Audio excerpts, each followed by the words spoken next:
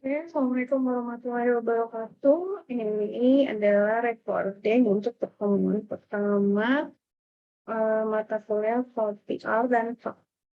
PR dan Customer Service. Ini pertemuan pertama praktikum. Nah, kan kalau yang teori itu pada dasarnya kalian bikin teori, PPT, terus presentasi. Nah, kalau praktikum kan tugasnya kemarin tuh saya bilang di kasus, kalian cari kasus sendiri. Nah, itu dimulai dari pertemuan kedua. Pada pertemuan pertama, saya jelasin dulu materi, pengalaman tentang PR, lalu Bapak ada tugas. Ya, saya share screen dulu ya. Oke. Oke. Nah, di sini kita belajar tentang manajemen PR dan tupoksinya. Oke. Nah, kita mulai dengan pengertian dari komunikasi itu sendiri. Komunikasi pada dasarnya adalah kebutuhan dasar manusia, di mana manusia perlu untuk menyampaikan apa yang dirasakan, apa yang diharapkan dari yang diinginkannya. Jadi dengan komunikasi semuanya bisa tersampaikan dengan baik. Nah, manusia tidak bisa hidup tanpa kenapa dibilang juga sebagai kebutuhan dasar manusia? Karena komunikasi itu sendiri dengan komunikasi dengan manusia itu pada dasarnya kan hidupnya tidak bisa tanpa orang lain. Nah, untuk membutuhkan orang lain, untuk bagaimana bisa menyampaikan apa yang dirasakannya, dibutuhkanlah komunikasi, bentuk interaksi antar manusia. Itu pada dasarnya komunikasi. Nah, pada hakikatnya komunikasi itu adalah suatu proses yang sosial yang mengakibatkan terjadi interaksi dan saling mempengaruhi, ya, saling mempengaruhi satu dengan yang lainnya. Komunikasi yang baik dicirikan dengan who say what in what channel to whom with what effect. Jadi siapa yang ngomong tentang apa dengan cara apa kepada siapa lalu apa dampaknya. Itu yang pengertian dari si komunikasi itu sendiri. Ya. Nah, unsur-unsur pokok komunikasi untuk terjadinya sebuah komunikasi yang baik, harus ada syarat-syaratnya, ada unsur-unsur pokoknya. Apa aja? Yang pertama, komunikatornya. Ada yang nyampe informasi. Yang kedua, ada pesannya. Kenapa kalau misalnya ada pesan, ya berarti apa yang apa dia ngomong apa gitu kan. Itu namanya membual, ya. Nggak ada artinya. Yang ketiga ada medianya. Bagaimana cara ngomongnya? Direct kah, langsung kah, dengan cara lewat message kah, pesan kah, atau lewat video kah, seperti yang saya lakukan sekarang. Yang keempat ada komunikannya, orang yang menerima komunikasi itu sendiri. Ya, dan ada nggak efeknya dari setelah dilakukannya komunikasi. Ya, nah pada dasarnya model-model komunikasi itu ada tiga, ada stimuli, organize, dan respon. Nah, itu prosesnya ya. Stimuli itu apa? Sensasi maupun intensitas sensasinya maupun intensitasnya. Yang ketiga organisasi, kebutuhannya, nilainya, sama ekspektasinya. Lalu ada respon, efek dari komunikasi itu sendiri. Ada suka, tidak suka, setuju atau tidak setuju, melakukan ataupun menghindari. Ya. Nah, oke.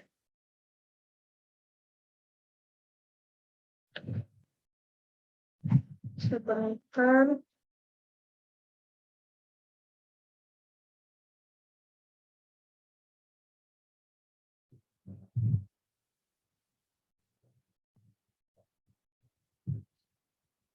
Sorry.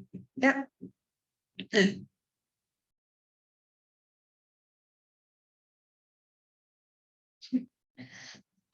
Pengertian public relation itu sendiri adalah aktivitas dari manajemen, aktivitas komunikasi manajemen antara organisasi dan masyarakat atau publiknya. Ya, pengelolaan komunikasi antar organisasi dengan publiknya atau masyarakat. Nah, public relation itu sendiri berdasarkan pengertiannya itu adalah deliberate, planned, and sustained effort to establish and maintain mutual understanding between an organization and its public. Jadi praktik dari public relation atau kehumasan adalah memikirkan, merencanakan, dan mencurahkan daya untuk membangun dan menjaga saling pengertian antara organisasi dan publiknya. Nah, unsur-unsur utama dalam public relation adalah yang pertama, fungsi manajemen yang melekat yang menggunakan penelitian dan perencanaan yang mengikuti standar-standar etis. Yang kedua, suatu proses yang mencakup hubungan timbal balik antara organisasi dan publiknya. Yang ketiga, analisis dan evaluasi melalui penelitian lapangan terhadap sikap, opini, dan kecenderungan sosial, serta mengkomunikasikannya kepada pihak manajemen atau pimpinan. Yang keempat, konseling manajemen untuk dapat memastikan kebijaksanaan dan tata cara kegiatan dapat dipertanggungjawabkan secara sosial dalam konteks demi kepentingan bersama bagi kedua belah pihak. Yang kelima, pelaksanaan program aktivitas yang di dalamnya terdapat perencanaan, pengkomunikasian, dan pengevaluasian. Dan terakhir, perencanaan dengan etikat baik, saling pengertian, dan penerimaan dari pihak publiknya, baik internal maupun eksternal, sebagai hasil dari aktivitas perencanaan public relation. Sebagai hasil akhir aktivitas public relation. Ruang lingkup PR itu sendiri bagi atas dua, ada internal dan eksternal. Nah, kalau yang internal itu bagian komunikasi dari si PR dengan anggota-anggota organisasinya. Sedangkan eksternal, PR dengan masyarakat atau publiknya. Publiknya maksudnya gini, kalau di rumah sakit itu PR bagian komunikasi antara manajemen sama perawat-perawat yang ada di rumah sakitnya, antara direktur, terus habis itu manajer sama para pelaksana. Nah, kalau yang eksternal itu bagaimana dengan PR? Dari PR kepada si masyarakat, baik itu pasien, masyarakat sekitar, ataupun yang lainnya. Nah, sasaran dari PR itu sendiri yang pertama membangun identitas dan citra perusahaan, ya, building corporate identity and image, serta mendukung kegiatan komunikasi timbal balik dua arah dengan berbagai pihak. Ya. Yang kedua, menghadapi krisis, facing of crisis. Contohnya dengan melakukan penanganan keluhan, komplain yang terjadi dalam bentuk manajemen krisis, dan juga PR recovery of image yang bertugas memperbaiki loss of image and damage. Seperti maksudnya gimana? Nah, dalam menghadapi krisis, misalnya nih ada rumah sakit yang mendapatkan tuntutan, atau ada rumah sakit yang bilang lama banget antriannya, komplainnya lama banget. Nah, untuk menghadapi itu apa yang dilakukan PR? Nah, kalau misalnya komplainnya adalah lama banget pelayanannya, ya PR ngasih tahu, ya kalau misalnya nggak mau lama, ada kita memberikan solusi-solusi bagaimana sistem antrian. Misalnya tidak perlu datang atau menunggu, cukup dengan daftar A, B, C, dan dengan cara pendaftaran A, B, C, dan segala macamnya. Yang ketiga, mempromosikan aspek kemasyarakatan yang menyangkut kepentingan publik. Ya. Nah, fungsi utama PR. Kalau fungsi utama PR sebagai kehumasan, tentunya dia memberikan penerangan kepada masyarakat. Pertamanya, itu berarti bagian eksternal, ya, memberikan informasi kepada masyarakat. Misalnya, ada pelayanan baru di rumah sakit kami, ada produk baru dari perusahaan kami, ada inovasi baru dari manajemen perusahaan kami. Nah, terus habis itu yang kedua, melakukan persuasi untuk mengubah sikap dan perbuatan masyarakat. Salah satu komponen penting dari fungsi utama PR adalah melakukan persuasi untuk mengubah sikap dan perbuatan masyarakat. Misalnya PR di rumah sakit bilang bahwa untuk setiap pasien yang datang ke rumah sakit harus menggunakan masker. Jadi dari situ waktu awal pandemi, dari situlah rumah sakit melakukan persuasi bagaimana menerapkan menggunakan masker dengan baik. Terus juga bagaimana cara mencuci tangan. Berarti rumah sakitnya juga harus menyediakan masker, menyediakan tempat cuci tangan, dan sebagainya. Nah, kalau misalnya masyarakat sudah terbiasa dengan sering-sering rumah sakit bolak-balik untuk pakai masker, untuk cuci tangan, otomatis pas waktu keluar dia juga akan melakukan yang sama. Yang ketiga, berupaya untuk mengintegrasikan sikap dan perbuatan suatu badan atau lembaga sesuai dengan sikap dan perbuatan masyarakat atau sebaliknya. Ya. Berupaya untuk mengintegrasikan sikap dan perbuatan suatu lembaga sesuai dengan sikap dan perbuatan atau sebaliknya. Nah, contohnya gimana kalau misalnya di rumah sakit tugas fungsi utama PR. Misalnya gini, ada beberapa kalian misalnya berobat menggunakan BPJS. Nah, syarat dari BPJS apa?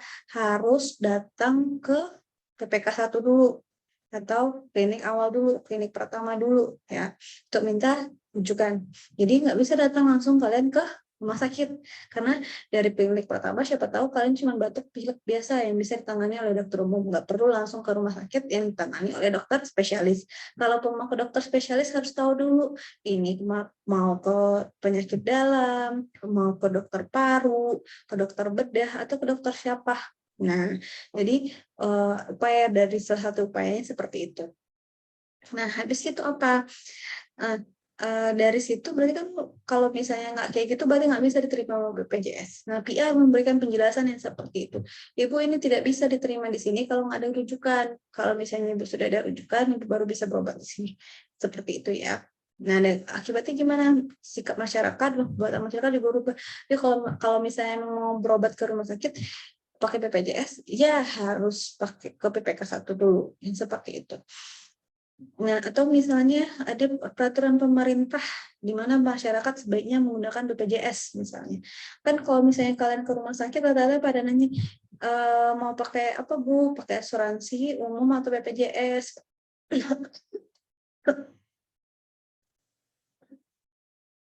Kalau kalian jawabnya dengan umum aja, pasti rumah saya juga akan bilang kenapa nggak pakai BPJS-nya atau BPJS-nya ada atau enggak. Ditanya seperti itu. Kenapa? Salah satu tujuannya adalah pemerintah mengharapkan memang semua rakyat Indonesia ini di-cover sama BPJS.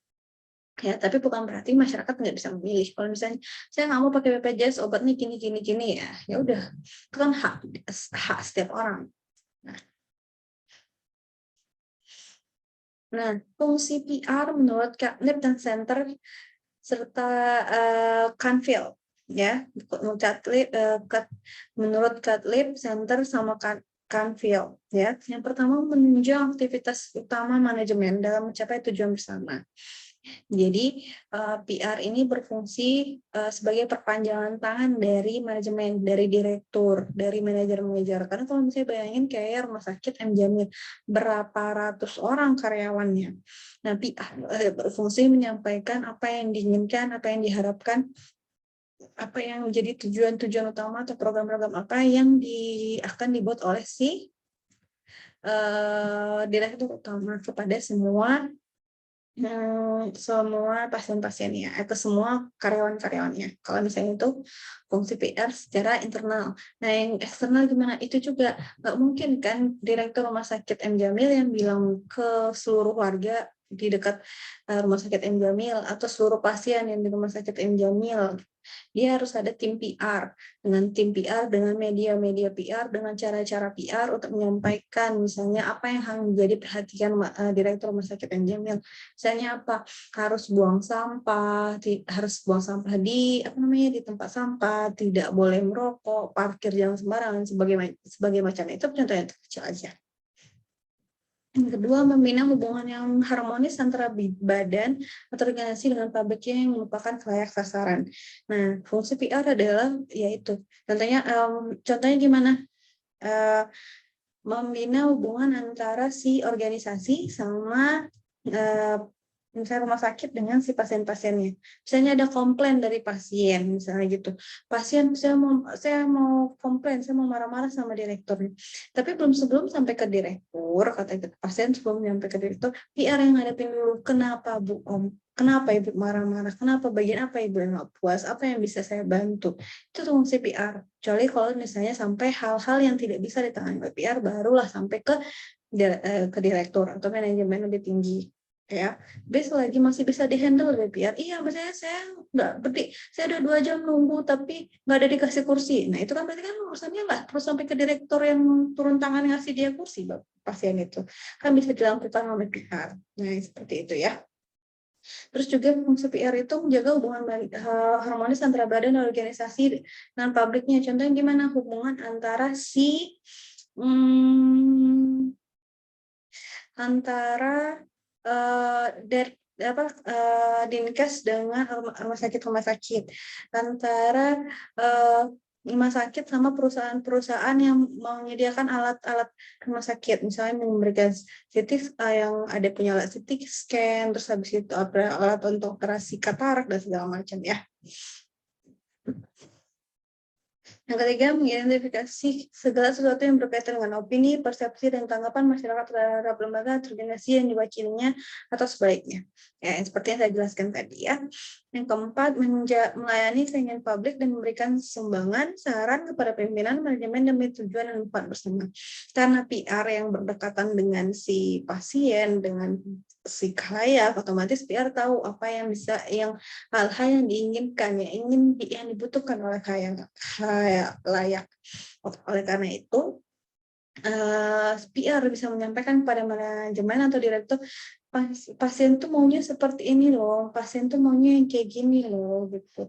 Terus misalnya provider, dokter tuh maunya kayak gini loh. Dan nantinya bisa diharapkan menjadi masukan dari direktur, terus nanti diperbaiki pelayanan. Yang kelima, menciptakan komunikasi dua arah timbal balik dan mengatur arus informasi, publikasi, serta pesan dari badan atau organisasi ke publiknya demi tercapainya citra positif bagi kedua belah pihak. Membina hubungan baik antara rumah sakit dengan pasiennya, dengan provider, dengan mitra-mitra lainnya, maupun dengan dinas sosial, dinas kesehatan, dinas PU, ya. Fungsi PR dalam manajemen. Yang pertama, mengidentifikasi permasalahan yang muncul. Ya, PR karena dia dekat dengan, seperti yang saya bilang tadi, karena dia dekat dengan masyarakat, dekat dengan para stakeholder, dia bisa mengidentifikasi permasalahan yang muncul. Bisa mengidentifikasi unit-unit sasarannya. Terus bisa mengevaluasi pola dan kadar sikap tindak tanduk yang kira-kira nih, kalau misalnya kita melakukan ini, kira-kira pasien atau masyarakat akan melakukan apa? Misalnya kayak kalau misalnya kita membuang sampahnya, kita tumpuk berhari-hari dan bisa menimbulkan bau misalnya ke masyarakat, nah nanti gimana tanggapan masyarakat? Apakah yang senang atau tidak? Atau misalnya ketika kita mau bikin taman di dekat sekitar kawasan rumah sakit, apakah masyarakat akan terganggu dengan taman itu atau tidak? Kalau misalnya dengan taman, terus akhirnya jadi banyak anak-anak kecil yang main-main di sana, terus habis itu menimbulkan keributan dan segala macam, dan otomatis masyarakatnya akan terganggu. Tapi kalau misalnya taman kecil ini dikelola dengan baik dan tidak akan menimbulkan kerugian masyarakat, tentunya tidak, masyarakat pasti akan mendukung. Nah, jadi seperti itu. PR sudah mengidentifikasi awal sebelum manajemen melakukan tindakan-tindakan hal-hal yang kira-kira menimbulkan penolakan atau penerimaan yang baik kepada masyarakat. Yang keempat, mengidentifikasi tentang struktur kekuasaan pada unit sasaran. Yang kelima, pemilihan opsi atau unsur taktikal strategi public relation. Ya, misalnya kayak yang dibutuhkan masyarakat seperti apa sih gitu. Misalnya kita perlu melakukan promosi rumah sakit terhadap pelayanan baru di rumah sakit ini. Promosi dengan cara apa? Apakah dengan cara bikin tempel di koran, publikasi di radio, atau di internet, atau di website, yang mana yang biasanya lebih banyak dimanfaati atau diminati masyarakat. Sasarannya siapa dulu? Misalnya kalau sasarannya adalah kalangan muda, mungkin media komunikasi yang digunakan bisa menggunakan internet, bisa menggunakan sosial media. Kalau misalnya sasarannya adalah para pengguna jalan yang biasa mendengarkan radio di jalan, otomatis baiknya iklannya di radio. Kalau misalnya di koran, sasarannya siapa? Siapa yang saat ini masih baca koran? Nah, seperti itu. Yang keenam, identifikasi dan manipulasi terhadap perubahan kebijakan atau peraturan pemerintah. Nah, ketika misalnya ada kenaikan harga BBM, harga BBM mungkin kalau ke rumah sakit, ya mungkin sedikit banyak pengaruh, tapi kita coba yang lain. Misalnya kayak ada implementasi kalau misalnya pemerintah bilang bahwa semua pasien COVID wajib dilayani oleh rumah sakit. Nah, otomatis rumah sakit harus mampu menyediakan ruangan untuk pasien-pasien COVID. Ya nggak mungkin pasien COVID-nya ditolak dipulangkan. Itu harus menyediakan tempat untuk si pasien-pasien COVID ini. Tempatnya seperti apa? Nah, itu yang harus dievaluasi, diidentifikasi oleh CPR. Nah, kalau misalnya yang nyediain tempat perawatan COVID, berapa banyak? Apakah semua bednya dijadiin tempat untuk merawat pasien COVID? Nah, seperti itu harus diidentifikasi dulu. Nah, Yang terakhir, menjabarkan strategi public relation dan taktik atau cara menerapkan langkah-langkah program yang telah direncanakan, dilaksanakan, dikomunikasikan, dan dikomunikasikan kerja. Jadi, setelah dia mengidentifikasi perubahan kebijakan atau peraturan dari pemerintah ataupun hal-hal di sekitarnya, dia juga harus bisa membuat taktik, merencanakan, melaksanakan, mengkomunikasikan bagaimana caranya untuk semua bisa tersampaikan dengan baik ke semua elemen-elemen yang ada di rumah sakit. Dari satpamnya, dari tukang parkirnya, dari perawatnya, dari dokternya, dari petugas labnya, petugas lainnya harus disampaikan dengan baik sama si PR. Nah, prinsip dasar PR.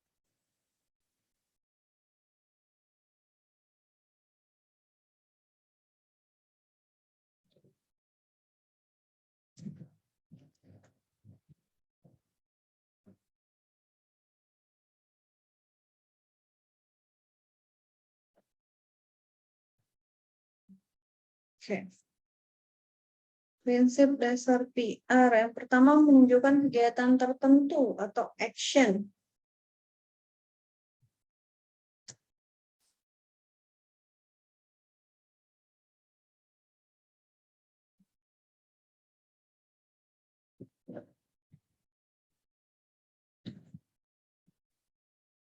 Oke. Ya. Yang kedua, kegiatan yang jelas, ada aktivitasnya. Terus adanya perubahan yang khas dengan kegiatan lain terhadap sebuah kepentingan tertentu yang penting, yaitu kebijakan-kebijakan, peraturan-peraturan, atau hal-hal yang bisa menimbulkan perdebatan atau gejolakan di tengah masyarakat. Dengan tujuannya ada kepentingan bersama, ya. Dan prinsip dan sebelum dia melakukan itu, public relation di rumah sakit harus menerapkan komunikasi dua arah, ya. Penanganan PR yang pertama bagi rumah sakit maupun dari korporasi sendiri, tujuannya yang pertama menjadi penasehat ahli atau expert prescriber, di mana manajemen secara pasif menerima atau mempercayai apa yang telah disarankan atau diusulkan oleh PR dalam pemecahan mengatasi persoalan PR yang tengah dihadapi organisasi. Jadi itu tujuan peranan PR pertama. PR rumah sakit bisa jadi penasehat si pimpinan, para orang-orang di rumah sakit nanya ke PR karena dia terlalu dekat dengan kebutuhan masyarakat. Yang kedua, sebagai fasilitator komunikator, dia bisa menjadi fasilitator komunikator atau communication facilitator, di mana membantu manajemen mendengar apa yang diinginkan dan diharapkan oleh publiknya. Yang ketiga, fasilitator proses pemecahan masalah. Ya, PR bisa menjadi penengah kalau misalnya ada konflik antara rumah sakit, antara pasien dengan rumah sakitnya atau pasien rumah sakit dengan providernya. PR boleh di tengah itu. Yang keempat, ada teknisi komunikasi, communication technician, di mana PR hanya menyediakan layanan teknis komunikasi atau sistem komunikasi dalam organisasi yang berasal pada bagian atau tingkatan F.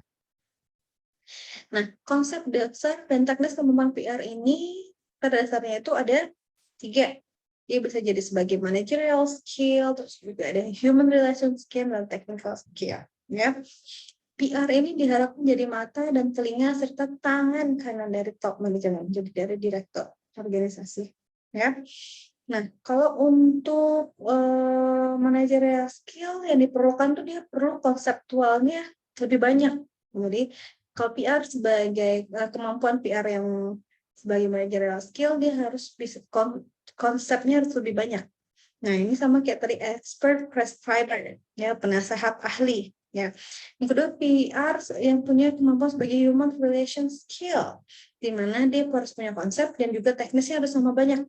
Nah, dia bisa menjadi problem solver, proses fasilitator dan komunikator fasilitator. Yang ketiga, technical skill, yang dia langsung ke masyarakat. Ya, lebih banyak ke masyarakat. Berarti lebih banyak ke teknisnya, menghadapi langsung para para publiknya. Nah, yang itu bisa jadi communication technician. Itu ya. Paham ya? Ada peranan PR ada 4. Apa aja syarat-syaratnya? Peranan PR ada 4. Ada penasehat ahli, ada fasilitator komunikasi, ada fasilitator proses pemecahan masalah, dan teknisi komunikasi. Ya, apa aja syarat-syarat keempat itu dari sini. Ya, kalau misalnya managerial skill-nya lebih banyak, Kalau misalnya expert prescriber, tadi penasihat ahli, dia di bagian manajerialnya yang paling banyak. Dia paham konsep, ya. Teknisnya diperlukan sedikit. Kalau misalnya sebagai problem solver, proses fasilitator sama komunikator fasilitator, nah dia itu konseptual dan kemampuan konseptual dan teknisnya seimbang, ya. Yang ketiga, dia di bagian human relation skill, ya. Dan yang ketiga, technical skill, atau dia bisa menjadi communication technician, di mana dia lebih banyak kepada masyarakat atau publiknya. Oke, hal-hal yang diperlukan dalam strategi public relation. Yang pertama, credibility. Komunikasi dimulai dari suasana saling percaya yang diciptakan oleh pihak komunikator secara sungguh-sungguh dan melalui publik melalui keyakinan dan respect. Yang kedua, yang perlu diperhatikan adalah konteks. Yang pertama dilakukan kredibilitasnya, yang kedua konteks, di mana menyangkut hal yang berhubungan dengan lingkungan sosial dan pesan disampaikan dengan jelas dengan serta sikap yang partisipatif. Yang ketiga, komunikasi yang efektif. Hal-hal yang dibutuhkan untuk lingkungan sosial melalui pemberitaan di berbagai media. Ya, yang keempat, konteksnya. Harus jelas konteksnya dulu dalam PR.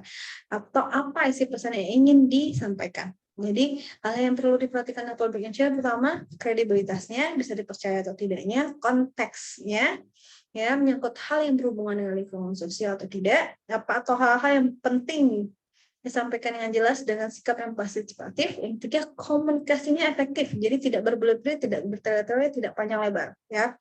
Yang keempat, konteksnya. Konteksnya itu apa dulu yang mau disampaikan ke masyarakat, ya, ke publiknya. Terus yang kelima ada clarity, jelas kata-katanya harus jelas, tidak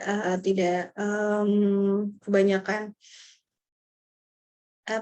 kalimat yang berbelit, kalimat yang diulang-ulang, ataupun menggunakan bahasa-bahasa asing yang susah untuk diterima oleh masyarakat. Dan kelima, continuity dan konsistensi. Nah, ini kalau misalnya bagiannya promosi, mesti jelas kontinuitasnya atau keberlanjutannya, masih jelas konsistensinya. Jangan bilang kalau misalnya diskon pelayanan MCU dapat diskon 50% pada saat hari kemerdekaan. Nah, habis itu hari ini dibilangnya seperti itu. Besok dibilang diskonnya cuma sampai 17%. Diskonnya hanya sampai jam 5 sore. Jam 5 sore ke atas sudah nggak diskon lagi. Itu sebelumnya nggak ada, tapi di pengumuman hari esok jadi ada gitu. Berarti kan dianggap tidak konsisten. Terus yang keenam ada channel, ya, berjelas channelnya. Yang ketujuh maksud saya, pakai apa, medianya apa, salurannya tuh menggunakan apa. Yang kedelapan, capability of audience. Mesti tahu dulu yang mau didengarin ini pasti publiknya itu siapa dulu, anak SD kah, anak SMP kah, orang tua kah, orang dewasa kah, bagaimana caranya ya. Dari situ kita bisa lihat media-media apa yang bisa digunakan. Nah, tujuan strategi PR dibagi atas dua, tujuan strategi internal dan eksternal. Tadi kan udah jelasin kalau misalnya PR itu ada yang internal dan eksternal. Kalau internal tadi ke dalam atau misalnya ke karyawannya, ke pelaksananya, ke orang-orang yang bekerja di korporat itu atau di rumah sakit itu. Nah, kalau eksternal dari si hubungan antara si manajer dengan atau atasan dengan masyarakat sekitarnya. Ya, tujuan strategi bagian internal yang pertama mengadakan suatu penilaian terhadap sikap dan tingkah laku publik terhadap perusahaan, terutama ditujukan pada kebijakan perusahaan. Publiknya adalah si karyawan itu sendiri. Ya. Kedua, mengadakan suatu analisa dan perbaikan terhadap kebijakan yang sedang dijalankan guna mencapai suatu tujuan yang ditetapkan perusahaan yang tidak baik mengabaikan kepentingan publik. Jadi, melakukan analisa atau perbaikan yang dilakukan ditujukan ke karyawan, tapi tidak mengabaikan kepentingan dari tujuan dari perusahaan dan kepentingan dari si karyawan itu sendiri. Yang ketiga, memberikan penerangan kepada karyawan mengenai suatu kebijakan perusahaan yang bersifat objektif serta menyangkut berbagai aktivitas dan perkembangan perusahaan. 4, merencanakan penyusunan staf yang efektif bagi penegasan kegiatan bersifat internal public relation dalam perusahaan. Oke, kalau yang bagian eksternal apa itu? Memperluas layanan atau memperluas layanan pelanggan ataupun pemasaran. Yang kedua, memperkenalkan suatu jenis hasil produk atau gagasan yang berguna bagi konsumen. Yang ketiga, mencari dan mengembangkan model. Ya, kira-kira nih model seperti apa, pelayanan seperti apa yang diinginkan masyarakat? Apakah one way stop atau mesti di pelayanan hari ini selesai setengah hari, besok balik lagi, besok lagi ambil obat, atau misalnya 1 hari aja selesai, 1 hari aja selesai, 1 jam aja selesai, 1 menit aja selesai, atau yang seperti apa? Ya, yang ketiga mencari mengembangkan tadi udah memperbaiki citra perusahaan terhadap persepsi masyarakat guna mendapatkan opini yang positif. Kalau misalnya udah banyak komplain ke rumah sakit itu salah satu yang strategik dari CPR, bagaimana memperbaiki citra perusahaan. Ya, ini media-media yang digunakan oleh PR ada, dan pengertiannya ada periklanan, ada marketing, ada promosi penjualan, ada propaganda, ada publicity, dan pengemasan. Nah, itu perbedaan-perbedaannya ya. Kalian cari tahu sendiri, itu tugas kalian. Apa ke-8 itu, kalian cari tahu. Nah, peran manajer PR di rumah sakit maupun di perusahaan, yang pertama sebagai komunikator. Ya, dia harus mampu mengkomunikasikan antara kebijakan ataupun peraturan yang dibuat oleh si perusahaan dan kepada karyawannya ataupun pada publiknya, masyarakatnya. Yang kedua, membangun relation, ya, menjaga relationship antara perusahaan dengan publiknya. Yang ketiga, backup manajemen, ya, dia sebagai tangan kanan tadi ya, telinga, mata, tangan kanan dari si pimpinan perusahaan ataupun rumah sakit, ya, tempat good image maker. Ya, dia harus mampu membuat citra yang baik itu perusahaan maupun ke rumah sakit. Ya, saya rasa itu saja materi hari ini. Akan ada tugas nanti di classroom, silakan dilihat tugasnya individu ya. Oke, kalau jika ada pertanyaan silakan tinggalkan di Google Classroom. Oke, terima kasih. Assalamualaikum warahmatullahi wabarakatuh.